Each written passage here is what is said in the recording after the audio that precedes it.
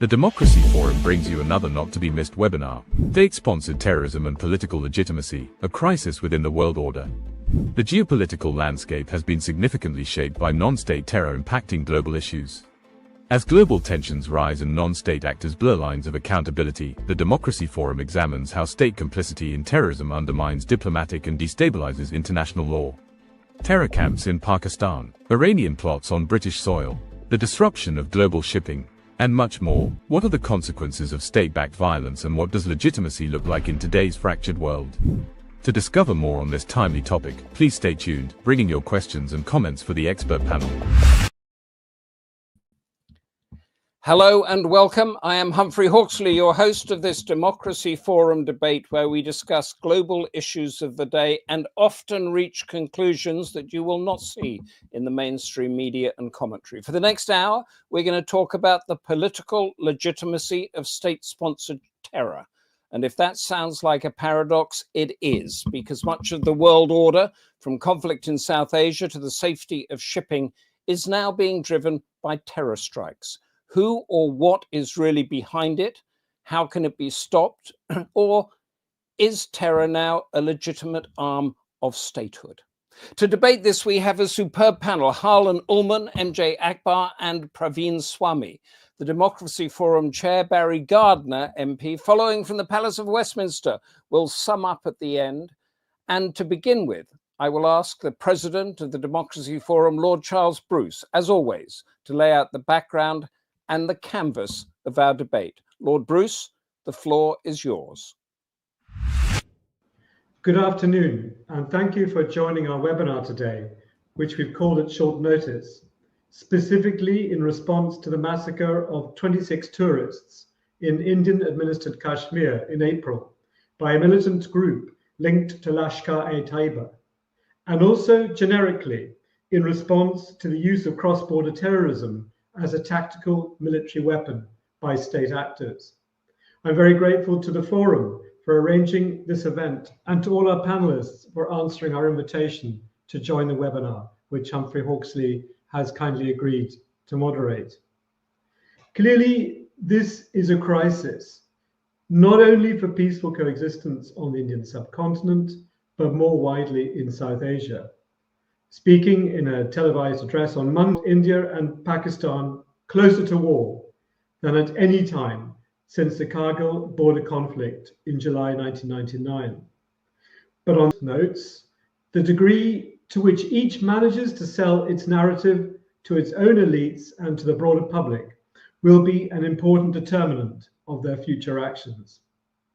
And although India has been keen to establish the moral high ground in reacting to such an egregious terrorist incident, it's nonetheless interesting that its military response of the 7th of May, Operation Sindoor, was tempered by a direct intervention from Washington.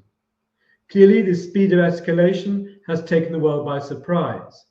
But as commentators suggest, although both countries had delivered heavy blows, Washington's intervention rankled India by bracketing it with a terrorism-backed rogue state.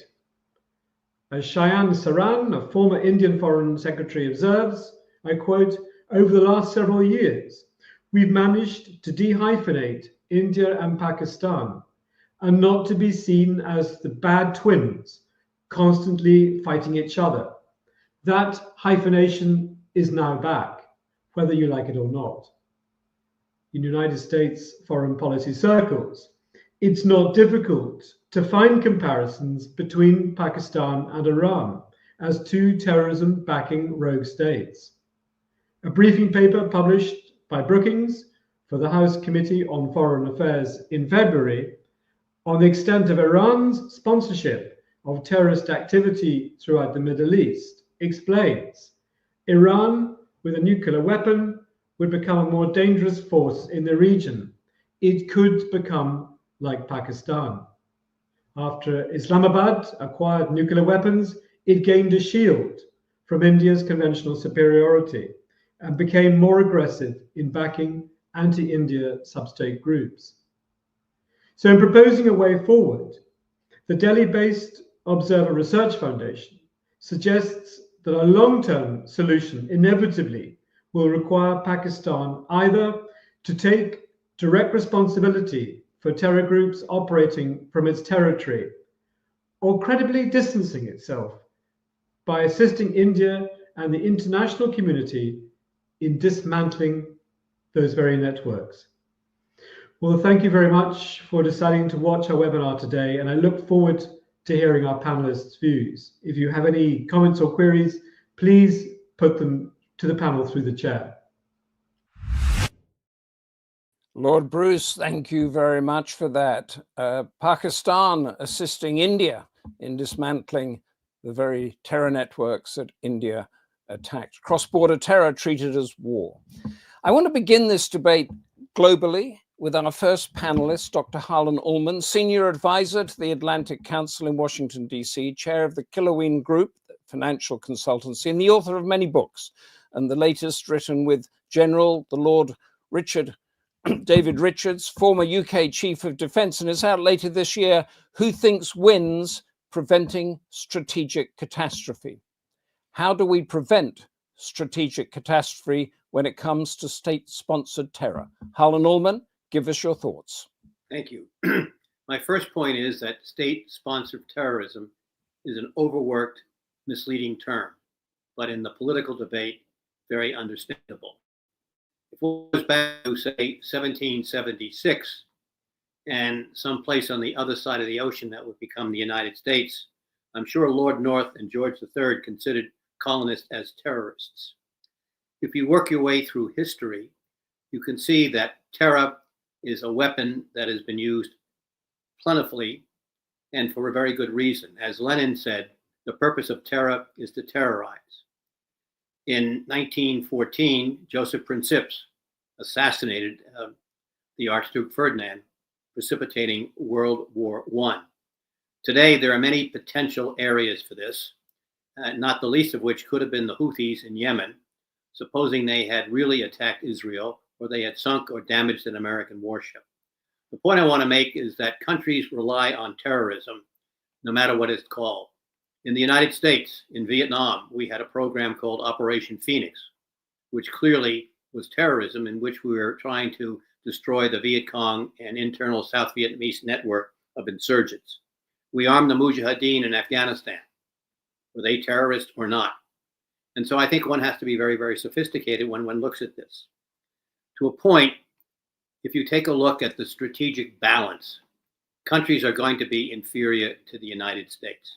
And I will apply this directly to Russia and Putin. What Putin is doing right now is appreciating that conventional or nuclear war is out of the question. But he is relying on active measures as defined by Lenin to disrupt, to make difficult, to disinform, to misinform the so-called adversaries, namely the West, NATO, and the United States. This to me is not necessarily a legitimate arm of the national arsenal of tools. However, it is something that countries rely on, whether they're great powers as the United States is, or whether they are somewhat smaller powers. In the case of Iran, Iran does not look at, for example, Hamas or Hezbollah as terrorist organizations. They view the Israelis as terrorists. Whether you like it or not, what Israel is doing in Gaza, and I'm not using this as a criticism of Israel, believe me, but many see this as a means of extermination, of genocide. The point is that is one man's terrorist is another man's freedom fighter is a really critical issue here. Now, how do we deal with this? And I think in a sense, there's no real way of dealing with it, because how do you deal with the causes that inspire terrorists or people who want to change the world or change their lives?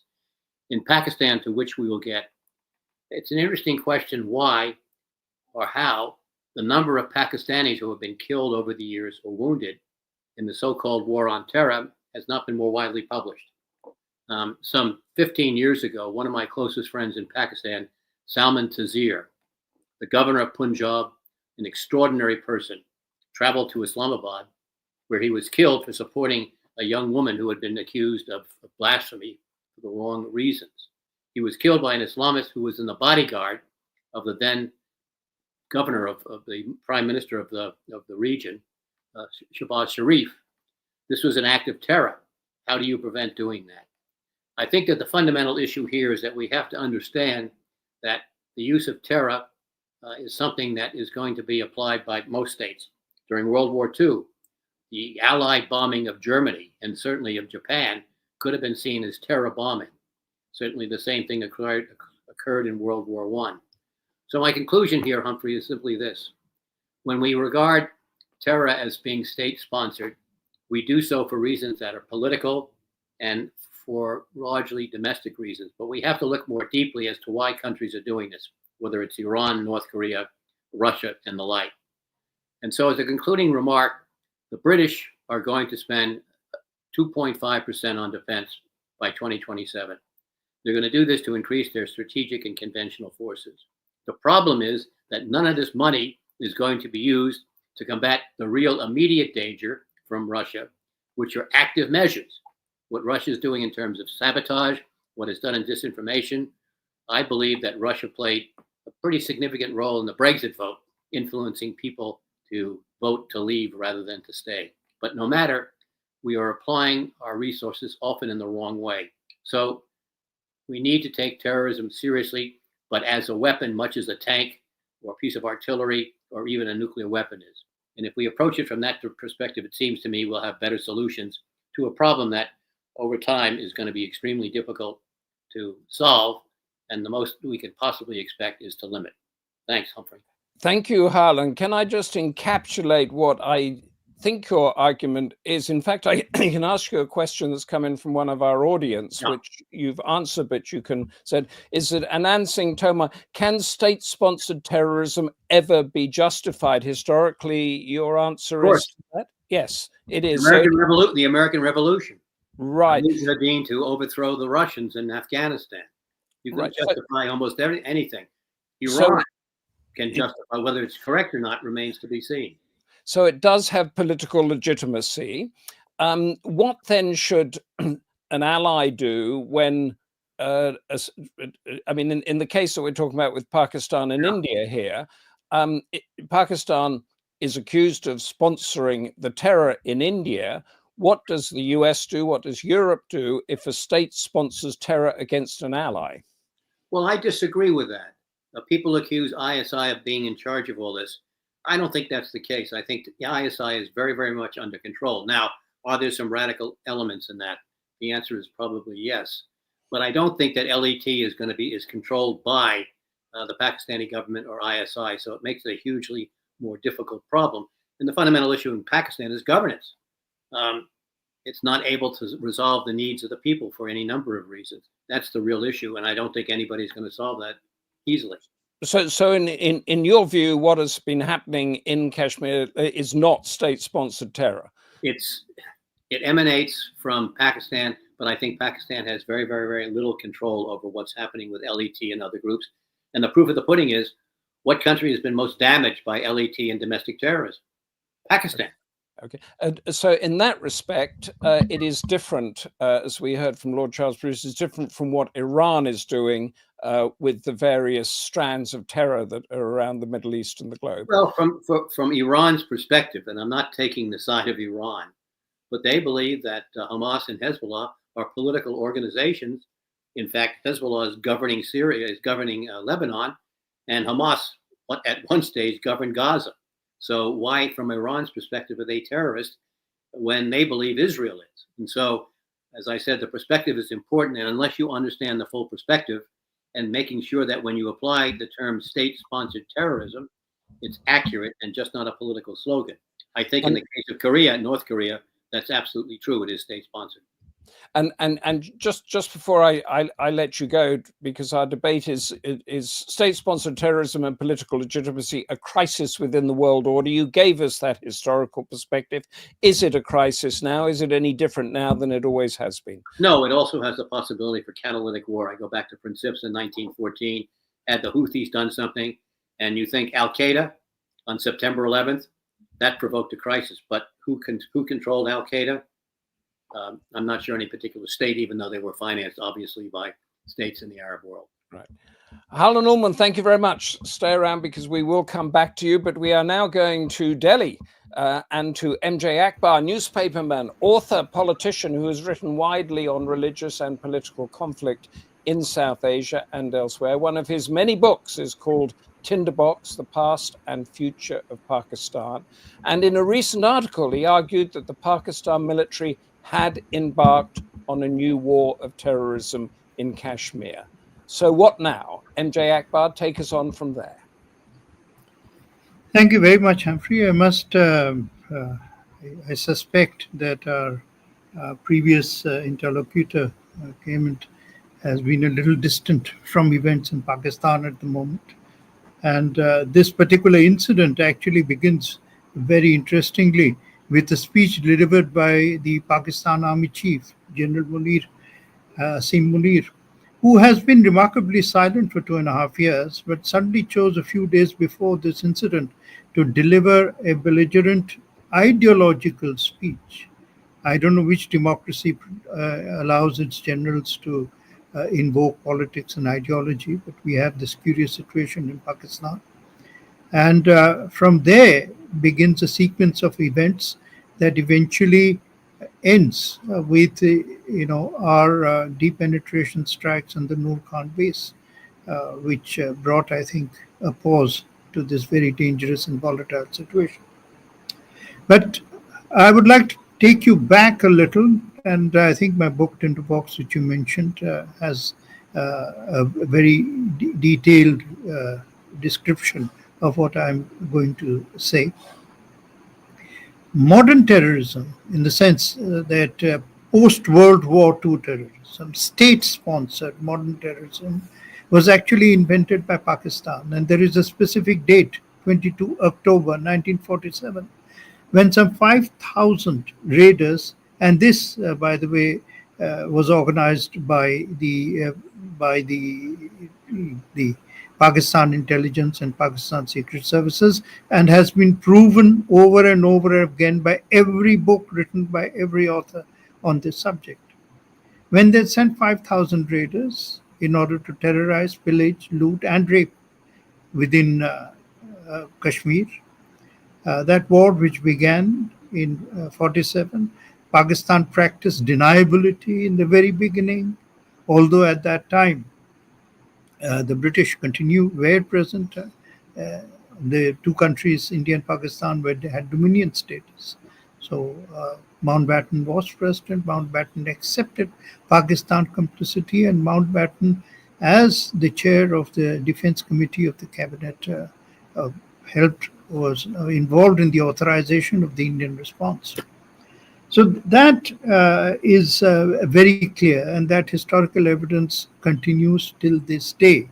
The ISI's hand and its support for these forces is hardly a secret.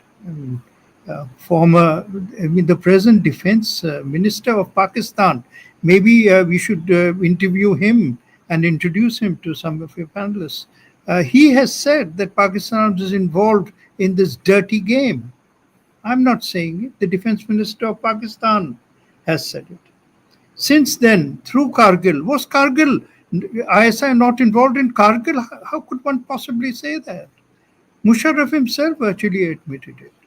It was a total Pakistan state operation. And this again, as I said, has been continuation. One definition of insanity is to keep doing the same thing and hope for different results. Since 1947, Pakistan has been involved repeatedly in provoking, in sponsoring, financing, arming terrorists to create turbulence and to attack India. In this time around, communal terrorism, astonishingly bitter, barbaric communal terrorism was Pakistan's game, ploy. And it's a carbon copy of what they have done in the past. The impact within the limited time frame that we have is, I think, becoming more and more dangerous, because about 25 years ago, when Pakistan became a nuclear power, Since then, I think its establishment has decided or believes that the nuclear cloak that it wears gives it functional immunity from an appropriate Indian response to terrorism. If the Operation Sindoor, which challenged and drove back the Pakistan attempt this time around, had one significant difference. It was the end. Pakistanis were lulled into believing that India would not have an appropriate response because in 2008, evidence of 2008's collusion with Pakistanis, that terrorism collusion, Pakistan was right there on all television screens. And in 2008, the government of Manmohan Singh did nothing. It was an astonishing lack of response. Maybe Pakistan was lulled into it, but after the latest engagement, if you like, and India's deep penetration missile strikes at the Noor Khan base and elsewhere, I hope sense has now finally dawned, appeared in the Pakistani mental space, in its mentality, because that is what keeps it driving towards the edge of catastrophe. As far as the world order is concerned, I hope to get your attention to one very important fact of a worldwide war. I don't know if you can call it a world war or not, but a worldwide war is that wars actually start for different reasons, but the fires of this conflagration tend to merge with each other, just as in the case of forest fires. And there is a war going on for its own set of reasons in Eurasia. We see Ukraine really as Eurasia rather than Europe, because how far is Ukraine and Crimea from Chechnya, and how far is Chechnya from the South Caucasus and the wars and conflicts of South Caucasus? How far is South Caucasus from Syria? How far is Syria from Israel and Palestine? How far is Israel and Palestine from Yemen and the Houthis? And how far is Yemen from Gwadar? And how far is Gwadar from India and Pakistan's conflict? So you can see that this geographical chain of conflict is one of the principal threats to world order at the moment, and I think for the foreseeable future.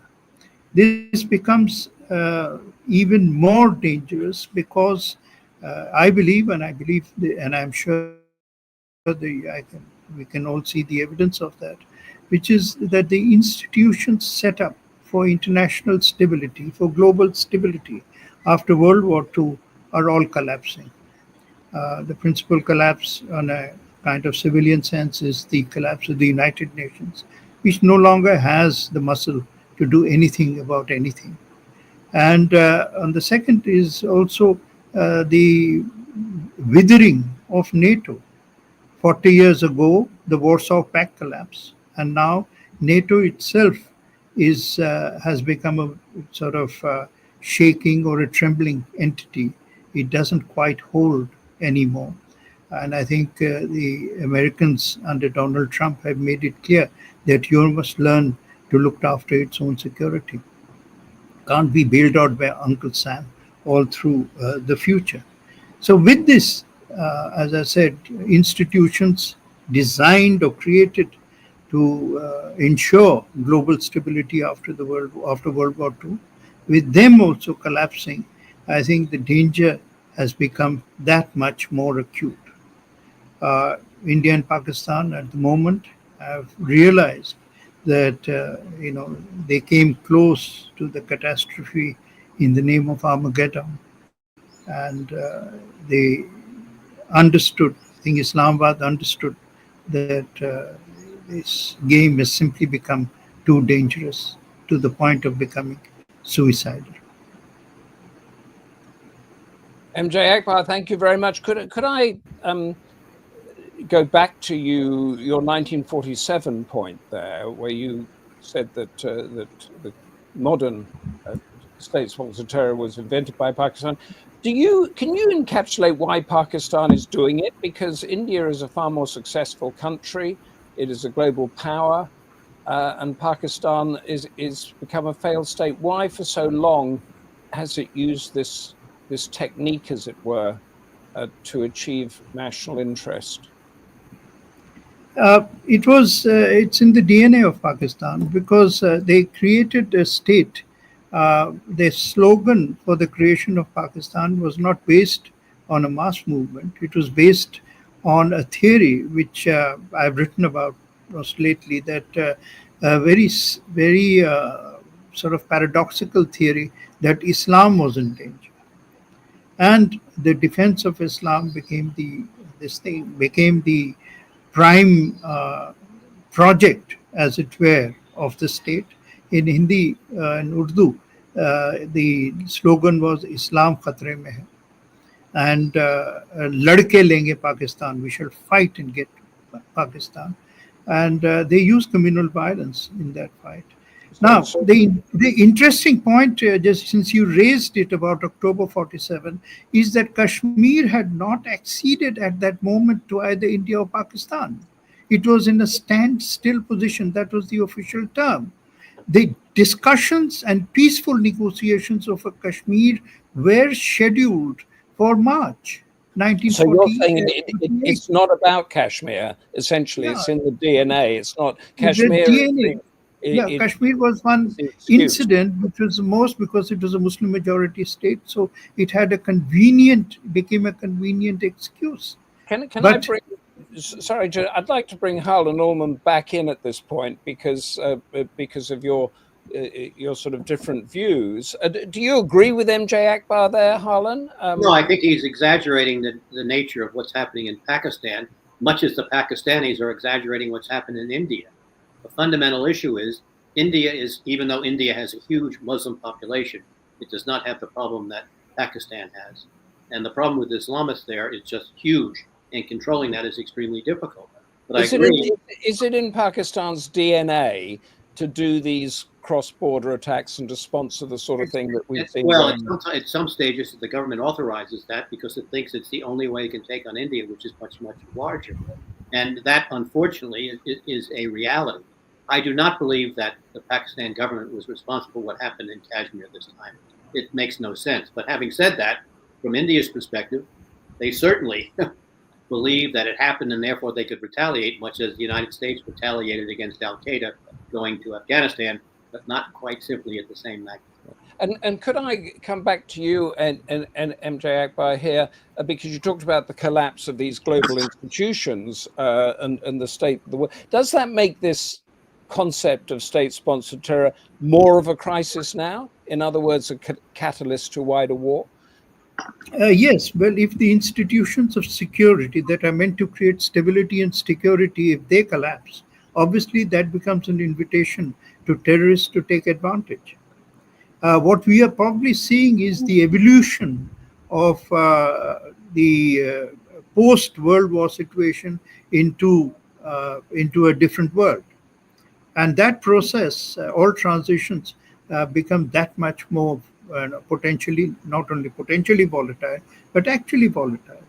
If NATO was not seen to be as weak as it has become, perhaps the Ukraine crisis would not have occurred. It is a perception of European weakness that becomes an invitation.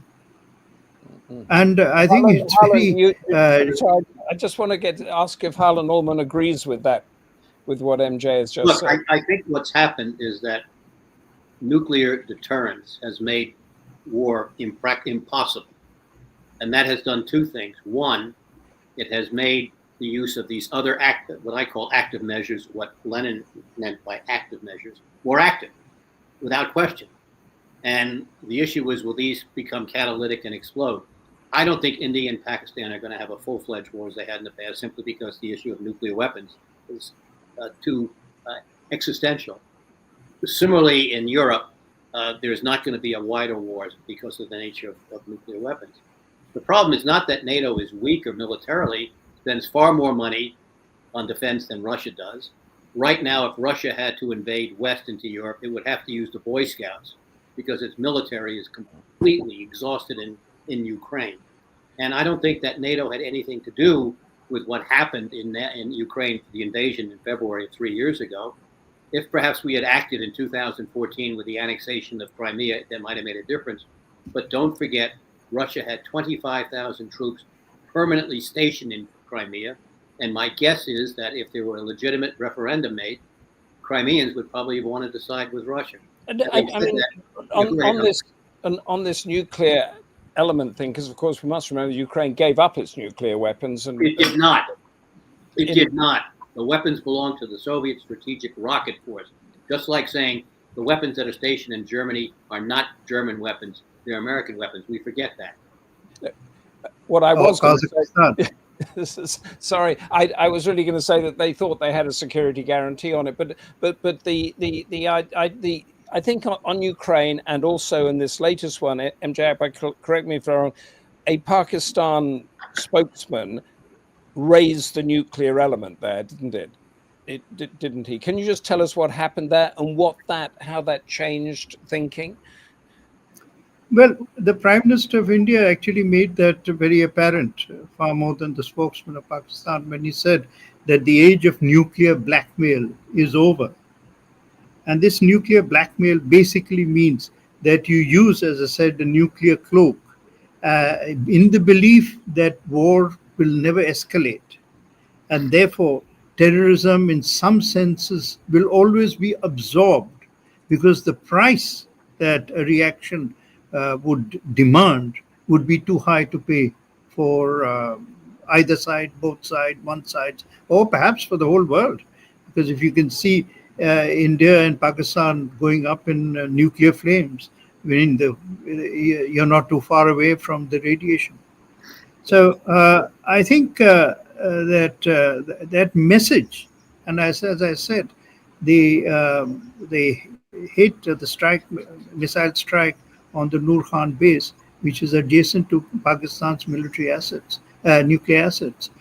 Also sent its signal that if India wanted, it could reach where it wanted to reach. And therefore, this game could become, quickly go out of hand. And that realization, I think, certainly stirred some people in Washington, some people in other capitals, and people intervened with their good offices and asked Pakistan's DGMO to do what India wanted, which was to call DGMO of India and say, well, we want de-escalation, and so on and so forth. And you know the sequence of events that followed. Yeah. Thank you for that. I just want to tell our audience that we have lost for the moment Praveen Swami, who was going to be our third panelist. So we're going to keep this going, and I'll bring in Barry Gardner earlier because he has got a lot to add to this conversation. And I would like to put to both of you, Harlan first and then to MJ Akbar. Ritesh Nigam asks, does the focus on non-state actors in the study of or fight against terrorism ignore the role of states in sponsoring or engaging in acts of terror? Quite a complex question, but you get the MJ, what's your view on that? Does the focus on non-state actors in the study of fight against terrorism ignore the role of states? Yes. The non-state actors most often, very rarely do they have a fully independent existence, because I know, and we all know, that very few countries are so weak in their governance systems. I mean, even if they might fail in giving you adequate electricity, they certainly don't fail in protecting the country from terrorism and from the, these so-called non-state actors on their soil. I mean, we have so much. Was Osama bin Laden in a happy sanctuary for decades? A state actor or non-state actor? How much support did he have? Could he have survived for a week without the knowledge of Pakistan intelligence? I doubt it.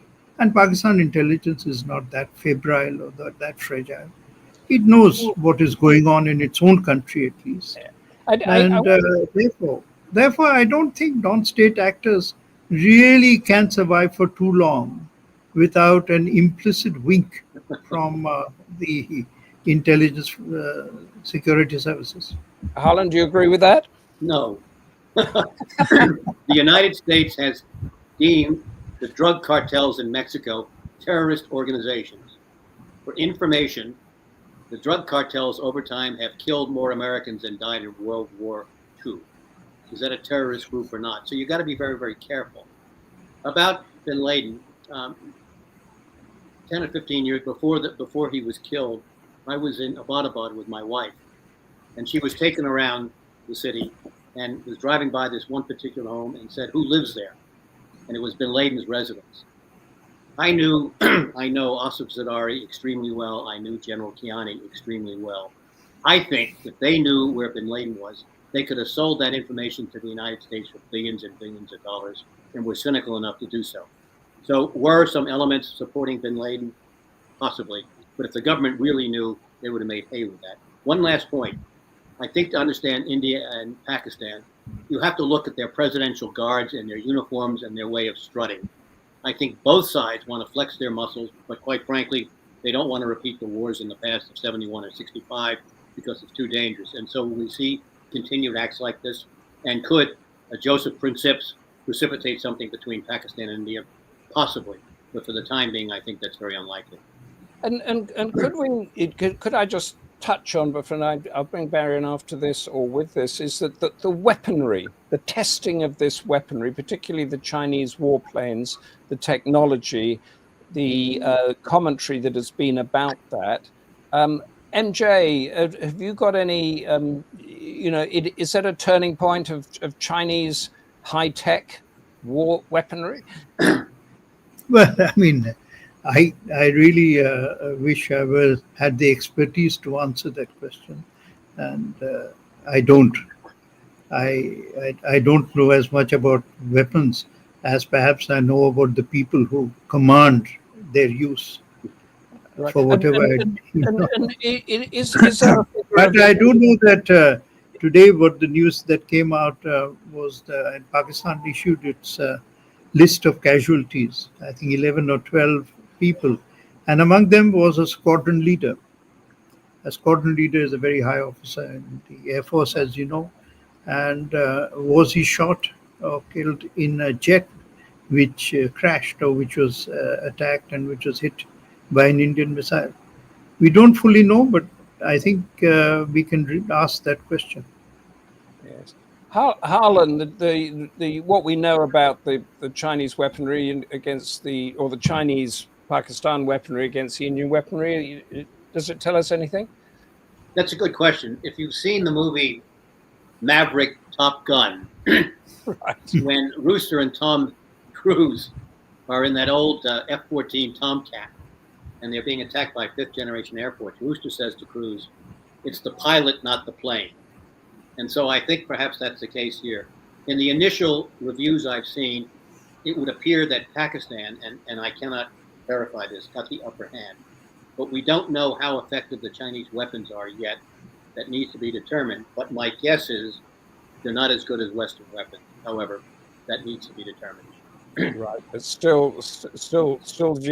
Barry, are you with us? May yes. I bring you in early here, not to sum up because we haven't really had a panel debate, but give us your view on this whole idea of state-sponsored terror. Well, it's been refreshing to see quite a ding-dong here between MJ and Harlan. In many respects. Look, I wanted to start off by talking about the remarks that were made about Crimea. And I wanted to remind everyone of that chap who was the father of the House of Commons, Sir Peter Tatchell, a very, I think you used to say, this was a Tory with bottom, this gravitas.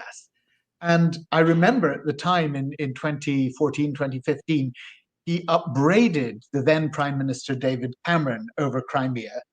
And he said this, he said, "What my right honourable friend fails to understand is that the reason Catherine the Great was called Catherine the Great was because she gave Russia the outlet to the Black Sea." And am I still with you? I've lost sight of the other two. No, you are full screen, Barry. So, okay. So go in full flow, please. Right. And you see, what Sir Peter had actually put his finger on was the historic importance to Russia of that part of the world. And there is the grievance at the time, of course, was supposed to be that it was the treatment of the Russian speakers in the eastern part of Ukraine. This was the ostensible reason for the Russian invasion. But actually, it was clear that there was a very important financial and strategic importance in Russia continuing to control the Crimea. So I also want to pick up on what was said about legitimacy. And the word legitimate sort of goes against what we think of when we talk about terrorism, because there have been for almost 2,000 years set rules of war, reasons that one can justify war, the whole theory of a just war. And key amongst those was that it did not involve undue death and destruction of civilians, and certainly should not be targeted against them. And so, whilst acts of terror have always taken place during wars, and I thought Ullman quite rightly pointed out, I'm trying to look for where in my notes, he pointed out, the Vietnam, Operation Phoenix, he pointed out the arming of the Mujahideen in Afghanistan. There are all sorts of times in history where we can say, yes, it's clear that within that war, terror took place. The bombing of Dresden, specifically targeting civilians, not just military installations or key economic drivers of the military machine.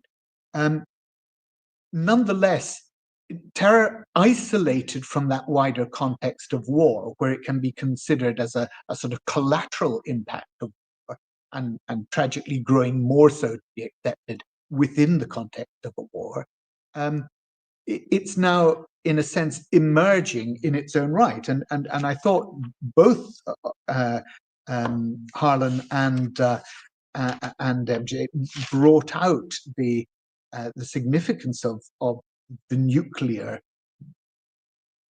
field, the nuclear cloak that has actually made that happen, because war in a conventional sense now becomes too terrible to contemplate, because we know that if we are losing in a ground war, then the risk is that we then escalate to strategic nuclear and ultimately full-on nuclear engagement from battlefield right now. So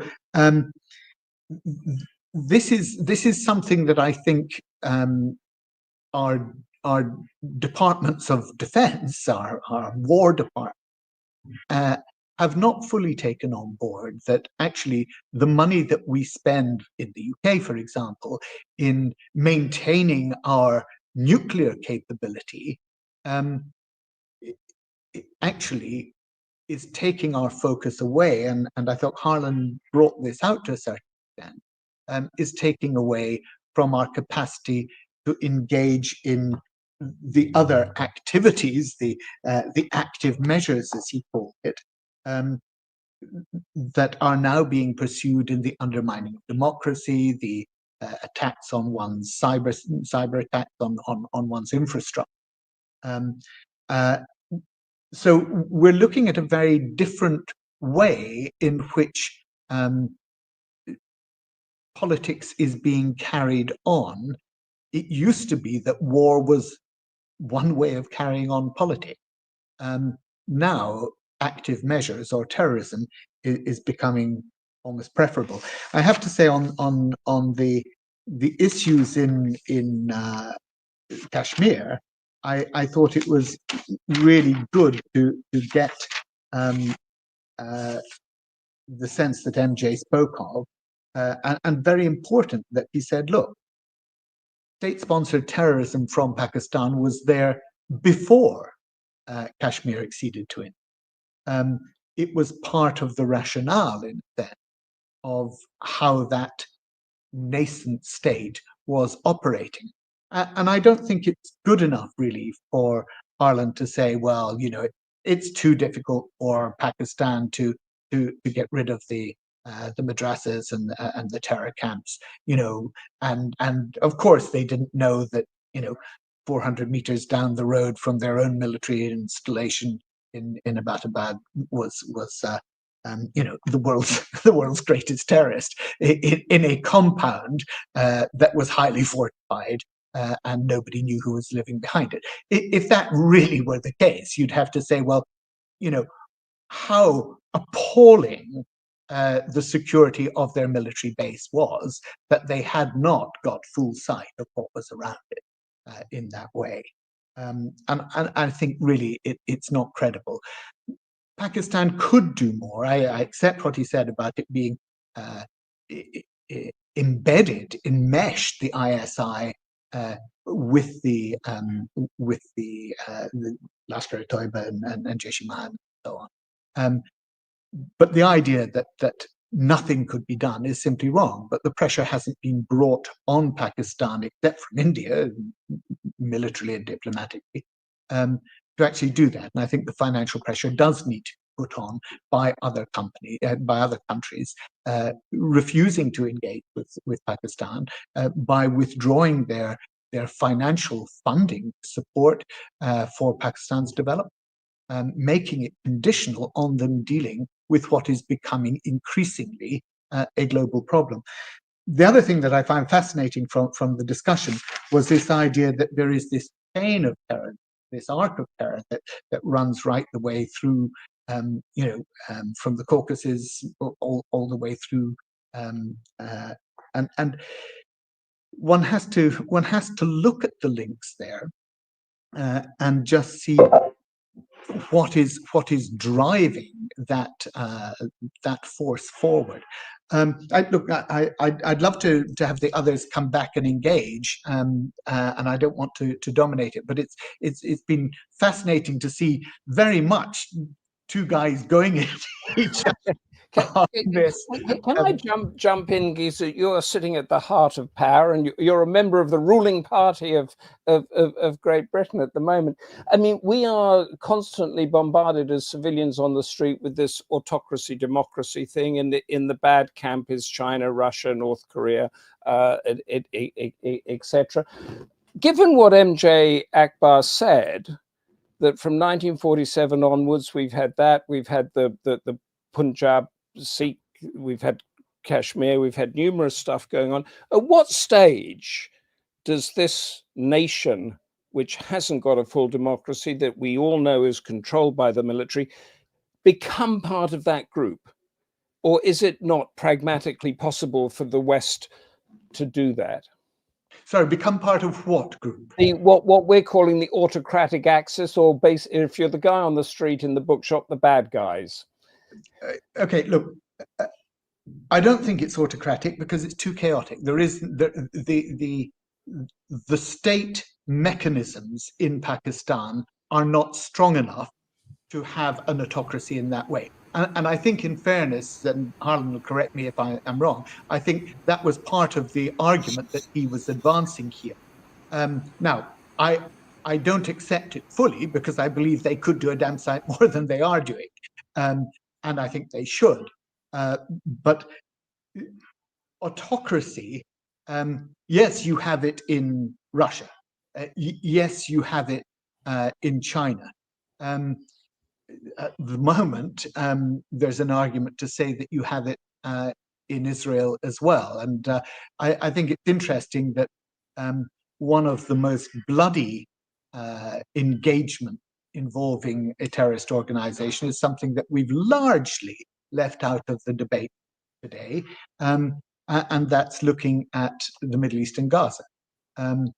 Because what has gone on, horrendous as the attack on October 7th was, and of course everyone has to preface that, it was not the starting point of this whole debate. But what has happened since October the 7th.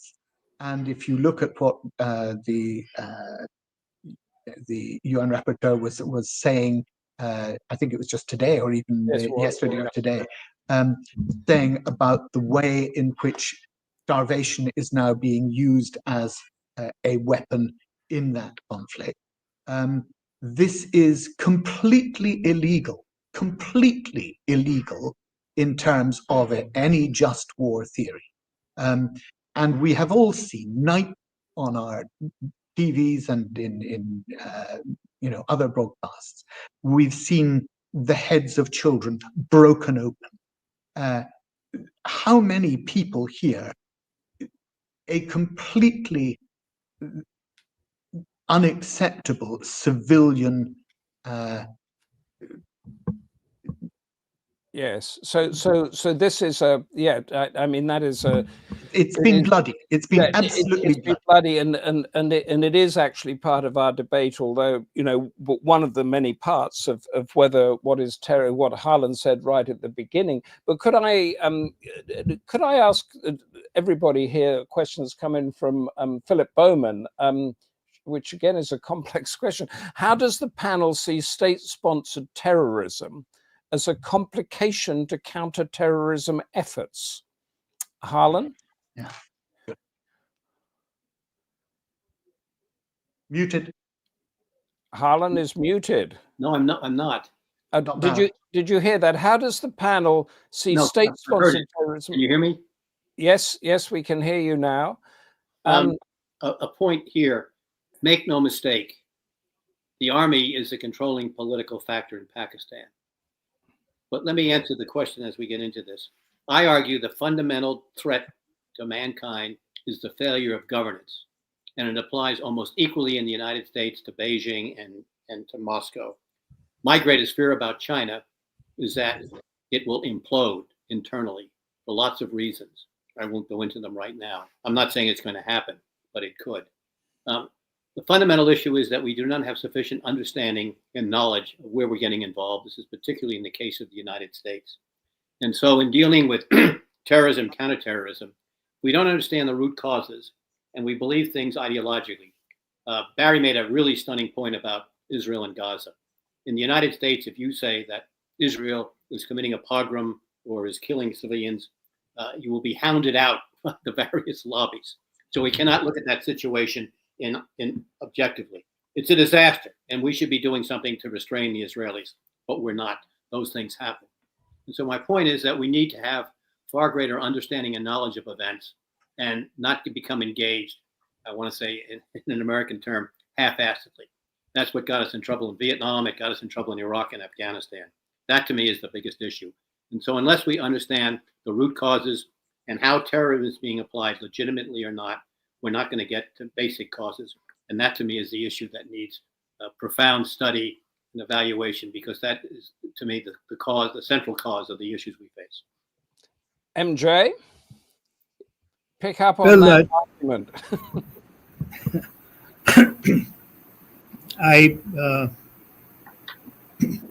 Much to Barry's horror, I actually have something to agree with Harlan. And give it to us, please. Yes, and that is that the real worry is the destruction of governance, and or actually equally the presence of despotic governance. And I really do share the view that China seems stable, but such stability, when it explodes, we don't know. And in any case, a government that is worried by or deeply fears something called Falun Gong, I mean, how much is it going to be able to take the normal pressures of dissent, which are part of democratic procedure? We can't think of democracy without dissent, can we? And we have these huge countries with massive firepower who cannot actually accept dissent, even the minutest form of dissent. as part of governing experience or as part of governance. The consequences of a volcano erupting in China are huge, huge. To come back to the other part of what we have been discussing, and I see the merits of looking at the cause, but if you go too far back, you'll end up with Adam and Eve and original sin. And we have to find solutions for a civilized state of the globe and of the world in the 21st century. And there are certain rules which have to be imposed. And those rules must now, that whatever your cause might be, whatever the horrors that you are experiencing, and who can deny that we are watching horror? And we have the complacent luxury of being distant from that horror. Who can deny that? But yet there have to be certain rules on which there must be agreement, that those who use weapons of mass or sectional terror in order to destabilize societies. We have seen how passions have risen in India over a very brutal and barbaric form of terrorism. It was not simply, I can't even describe what really happened. And it leaves very deep psychological scars. It doesn't lead to a stable mindset.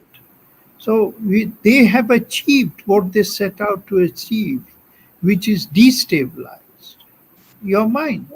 Yes. And I think there must be collective action to prevent such horrors from impacting millions and millions of people. MJ, the trouble is that, as you outlined, the whole global infrastructure has now cracked. The United Nations, the WTO, NATO, that governance structure that we once believed could exert a corporate global influence is now lying in chaos. And it's not just Trump that's done that it's been happening over a long period of time. And so whilst I absolutely agree with what you're saying, we should be able to come together and outlaw certain forms of behavior in that way, set those rules of engagement, if you like. Our capacity to do that is now severely constrained. Humphrey, can I say something? Harlan, you can have a 10-second last word. Yes. I would say, well, that's true. We need a plan B, because we're not going to have any kind of global international organization coming together. So we ought to be thinking very seriously about Plan B, which will be less ambitious, but hopefully more effective. Thank you for that. Plan B, yes, that is the end of our debate. Thank you, everybody. We're out of time. Thank you, the audience, for our questions and comments. Barry Gardner, MJ Akbar, Harlen Olman. Now, on the evening of June the 30th, we have a very special Democracy Forum debate. It's going to be streamed as it is now, but it's going to also be in person at the National Liberal Club in London, where our panel of experts is going to debate an Asian NATO. Is that a pipe dream, or is it a future security network? Take a guess on how the panel will swing on that discussion. That's going to be at 6:30 in the evening. Our next streamed Democracy Forum debate is at 2 p.m. London time on May the 28th. Semiconductors, artificial intelligence and space, new frontiers of dominance. And that's going to be a frontier topic for us. But thank you very much, everybody. Thank you, Barry. Thank you, MJ. Thank you, Harlan. And until then, from all of us at the Democracy Forum, stay safe and goodbye.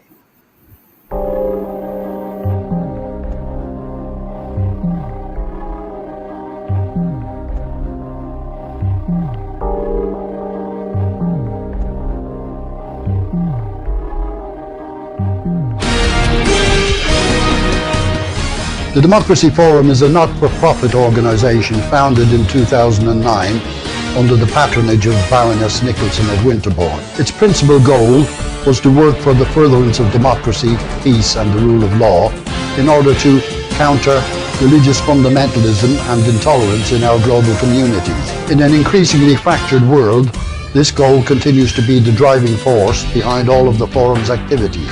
Lord Charles Bruce is the current president of the forum. Since its inception, the forum has hosted and co-hosted seminars on a wide variety of topics relating to democracy and human rights across the world.